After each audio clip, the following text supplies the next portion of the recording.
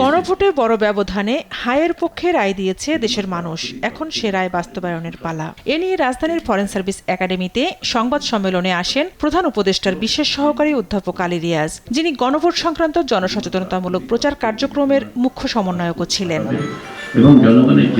আলী রিয়াজ বলেন, হ্যাঁ ভোটে রায় দিয়ে মানুষ জুলাই সনদকে দ্বিধাহীনভাবে অনুমোদন করেছে, যা অন্তর্বর্তী সরকারের আকাঙ্ক্ষা। স্থিতাবস্থা বহাল রাখতে চান না।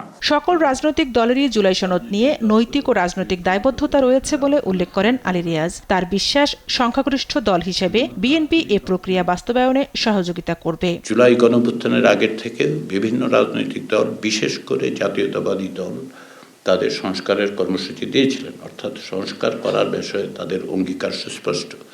এবং বিএনপি অতীতেও যখন ক্ষমতায় থেকেছে বড় বড় ধরনের সংস্কার প্রক্রিয়ায় তারা অগ্রণী ভূমিকা পালন করেছে। আমাদের বিশ্বাস যে আলাপ আলোচনার মধ্যে জনরায়ের ভিত্তিতে ভিগো ওয়্যার গার্ড প্রয়োজন মতো বাঁকানো যায়, অধিক চাপেও ভাঙে না। ভিগো।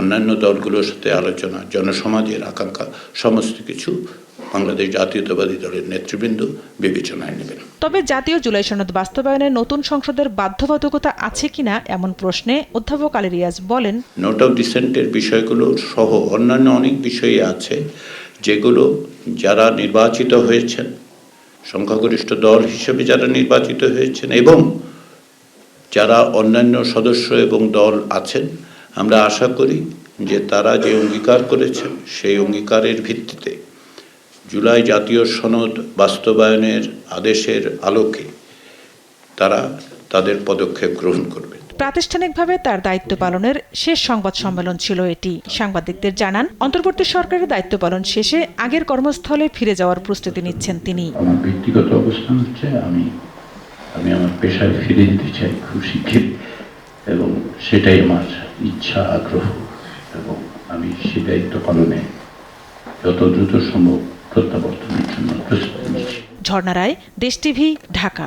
শুধুমাত্র আক্ষরিক অর্থে